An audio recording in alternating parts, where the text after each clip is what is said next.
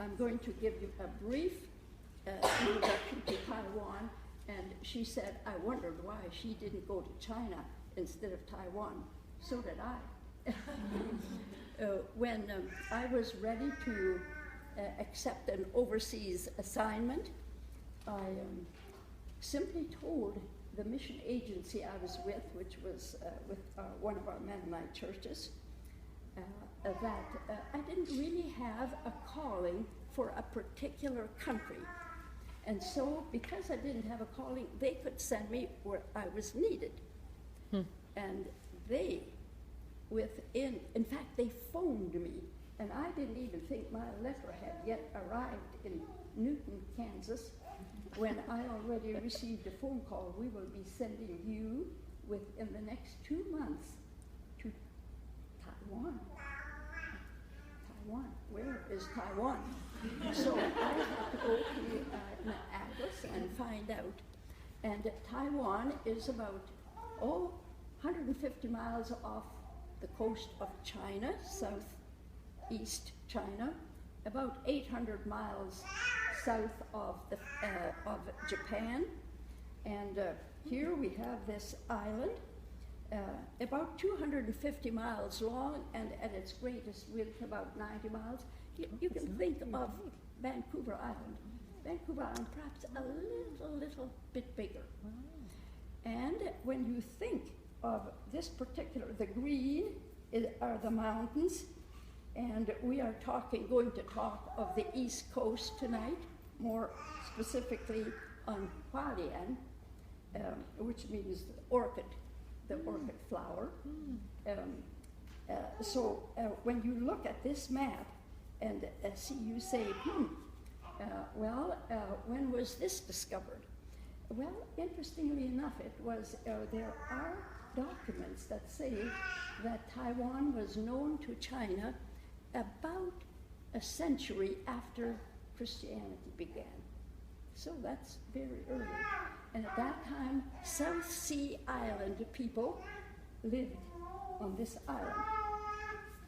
Well, then as the centuries moved on, it so happened that China, for a while, was in control politically, and then Portuguese traders came, and the Portuguese traders ousted the Chinese, and about a century later, the Dutch traders came by and ousted the Portuguese traders.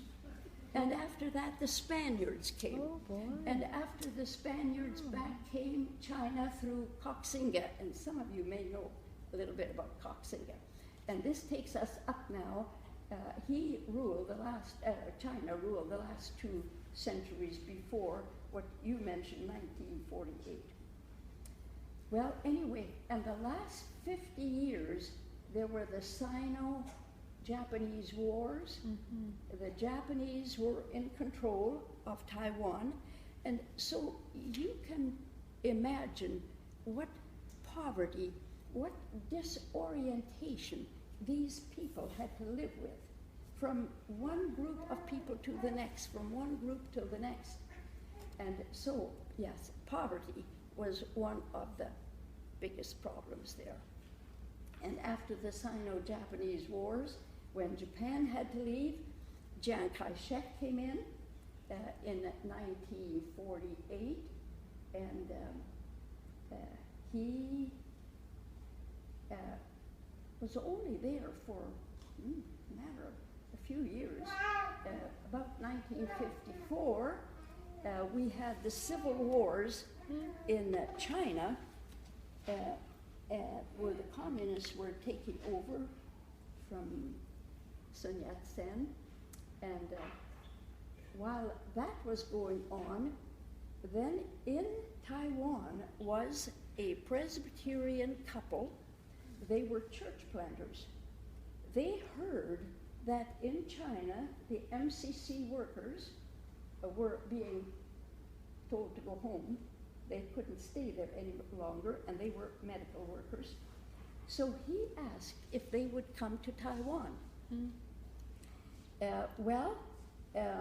He wasn't the only one that needed to be consulted. so was the government in Taiwan to be consulted. And at that time, Chiang Kai-shek was in charge. And so when this couple, this Presbyterian couple, contacted the MCC workers to leave China and go home, and also contacted Chiang Kai-shek to see if they could come, then Chiang Kai-shek said, okay, if these workers will come to the East Coast, because that's the mountain people, as they were called, currently called First Nations people, just like here, and in fact, blood related, which is interesting. And the most mountain people were on the East Coast in the mountains here. There were, yes, quite a few here too, but more so here, as you can see from the map. And so Chiang Kai-shek said, yes, if they will work with the poverty-stricken Aboriginal people. Well, that was as though, you know, the mission was just thrown into our hands. That's exactly what we wanted. And because MCC is not an organization that builds permanent buildings, it has to be a mission agency that accepts that.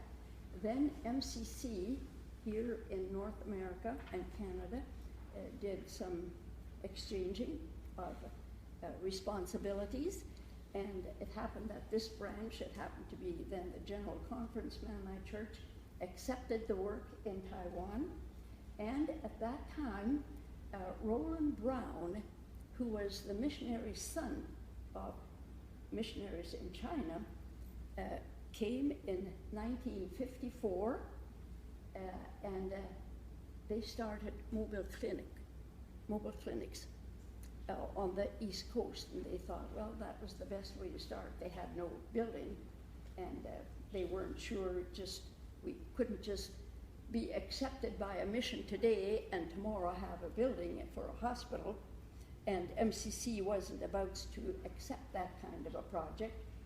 So they started mobile clinics, and it was only a couple of years of mobile clinic work when, well, I don't even think it was 2 years, when these MCC doctors from mainland China were ready to go home. They had finished their 2-3 year term, and they said, well, okay,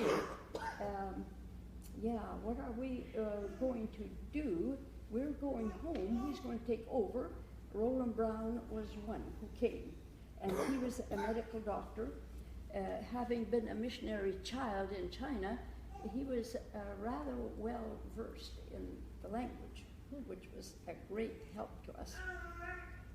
I came in 1957, and in 1957, just prior to me being there, 2 Canadian registered nurses came, and they were asked to start a nursing school because Roland Brown and the other physicians that were there, they said, you know, many of these people need surgery. They need help.